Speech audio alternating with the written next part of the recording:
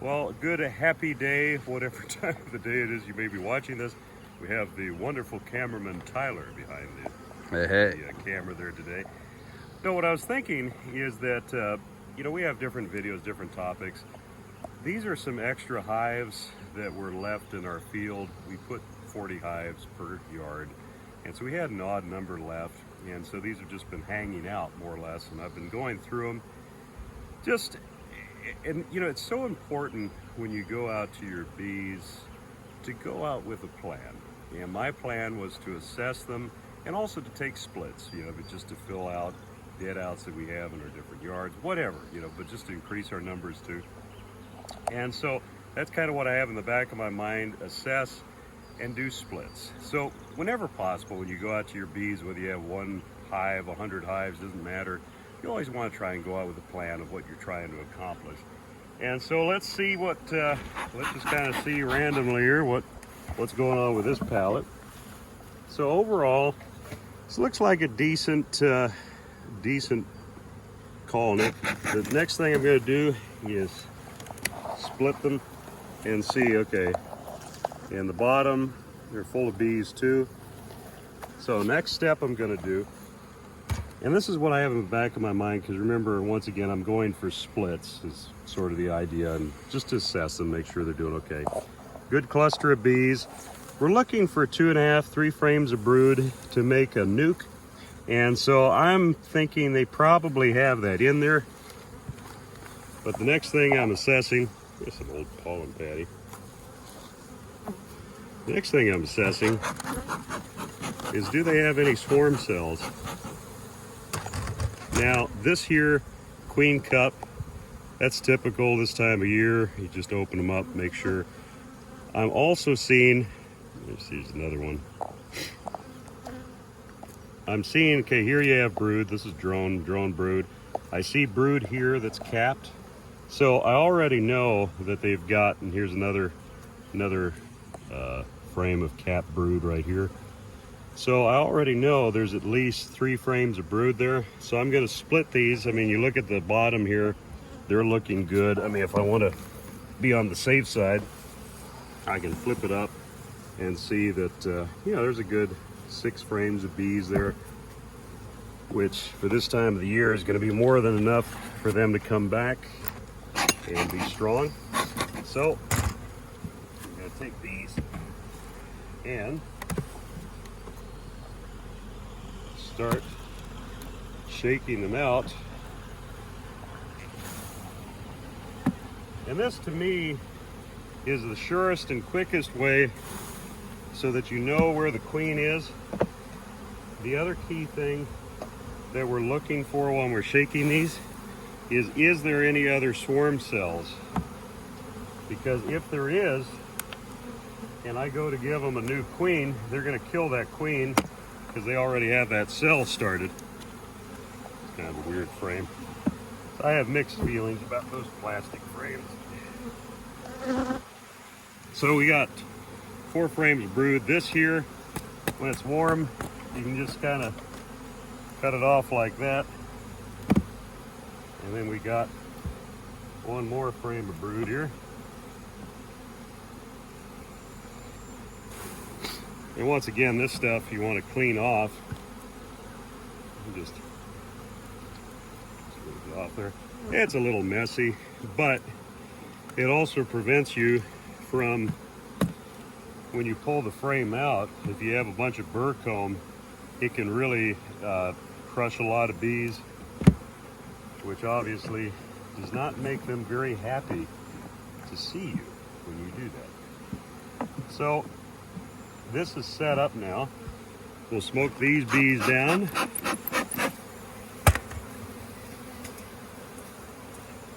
Slide this excluder on here. Put this box back. And we'll come back a little later today and pull a nuke.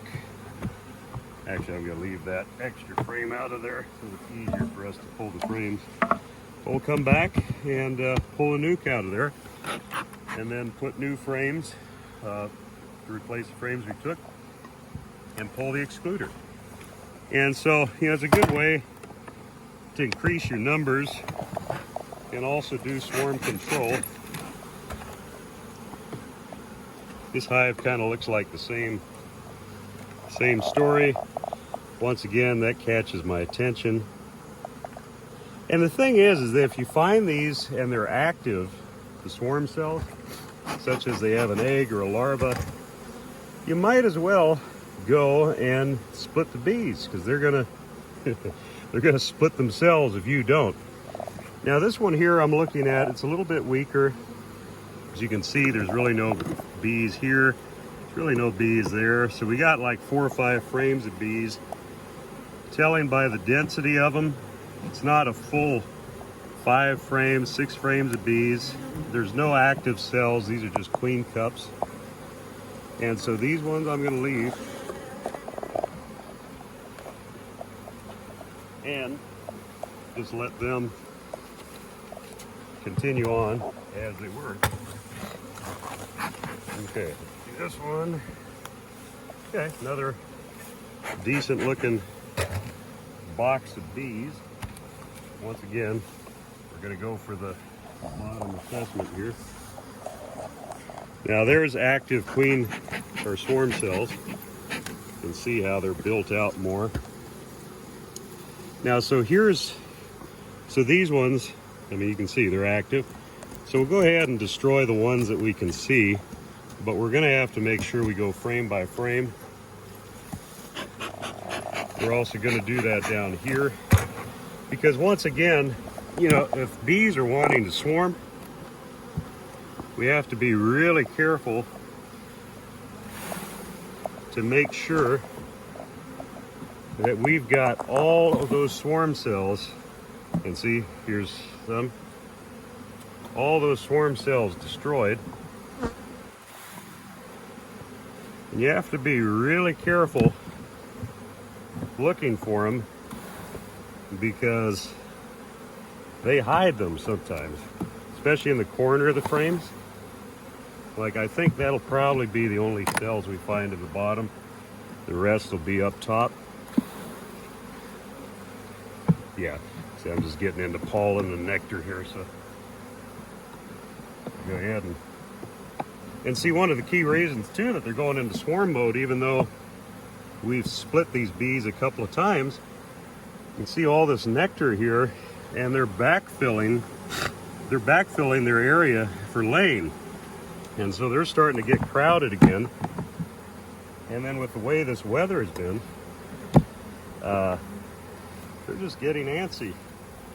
So, go ahead and smoke these bees.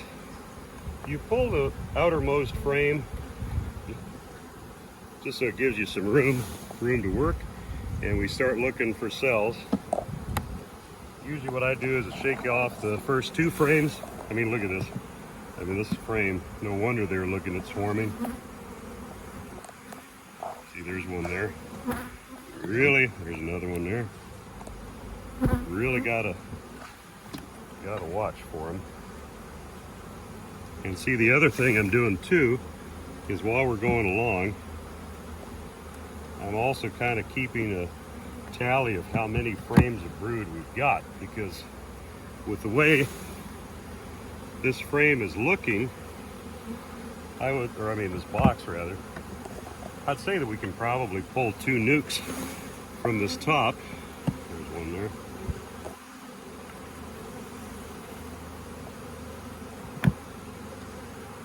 Because, once again, we're going for 2.5 frames to 3 frames of brood. And that's where nukes come in so handy to have on hand. And that's one of the things I like about those Pro Nuke boxes, is that, you can make these nukes and just have them kicking around for, the colony goes queenless, or you're just needing to replace them, just whatever. Okay, so we'll put these back. We've got queens coming in today, so we'll just smoke these down. And and throw an excluder.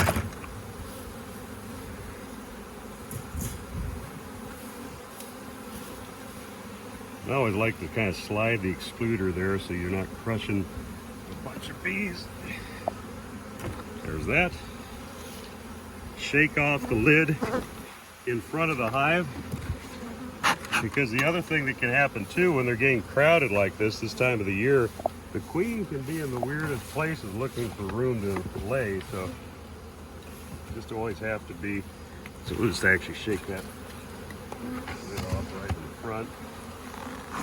Good looking frame box of bees, a lot of white wax. We've got a flow going on right now. So assess the bottom here.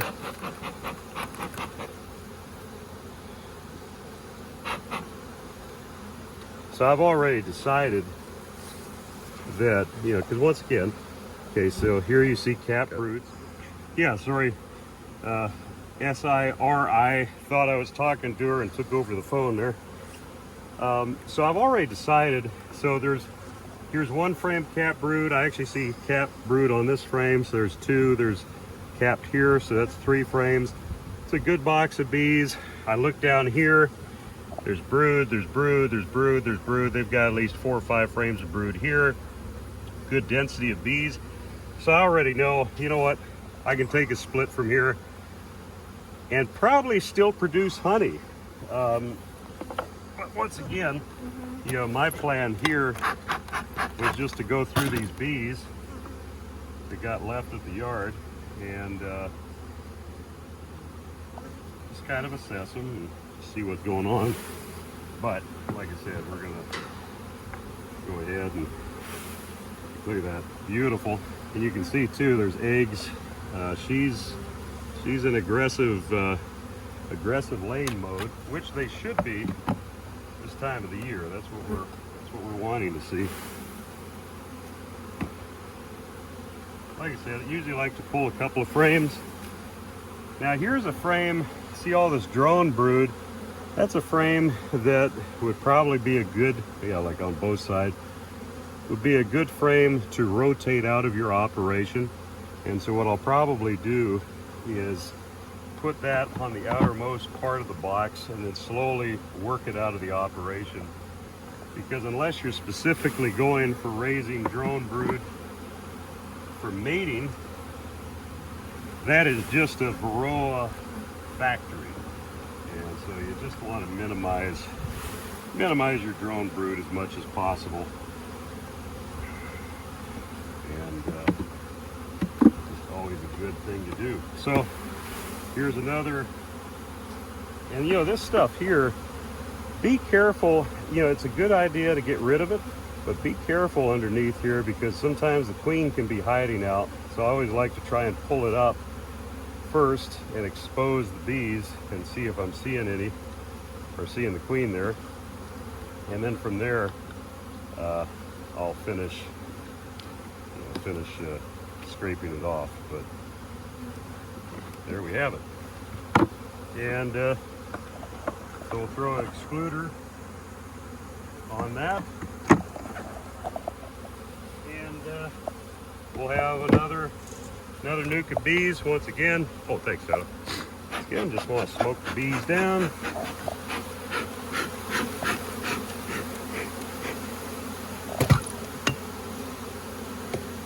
There's a varroa mite right there.